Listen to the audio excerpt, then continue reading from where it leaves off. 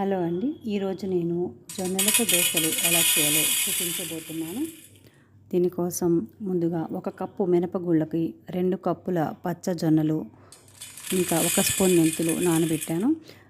జొన్నల్లో తెల్ల జొన్నలు, పచ్చ జొన్నలు 2 రకాలు ఉంటాయి. పచ్చ జొన్నలు అయితే మనకి బరువు తగ్గడానికి, ఇంకా షుగర్ కంట్రోల్ లెవెల్స్కి కూడా చాలా బాగా యూజ్ అవుతాయి. దీనిని మార్నింగ్ నానబెట్టి ఈవినింగ్ గ్రైండ్ చేసుకున్నాను. మన నార్మల్ దోశల పిండి లాగానే అదే కన్సిస్టెన్సీలో మనం గ్రైండ్ చేసుకుని నార్మల్ దోశలాగా వేసేసుకోవటమే. ఈ దోశలు టేస్ట్ పరంగా చాలా బాగున్నాయండి. ఇంట్లో అందరూ కూడా చాలా ఇష్టంగా తింటారు. ఇటువంటి మన పల్లీల చట్నీ కానీ, కొబ్బరి చట్నీతో కానీ ఈ దోశలు సర్వ్ చేసుకుంటే చాలా టేస్ట్గా ఉంటాయి. ఇంట్లో చిన్నపిల్లలు, పెద్దలు అందరూ కూడా చాలా ఇష్టంగా తింటారు.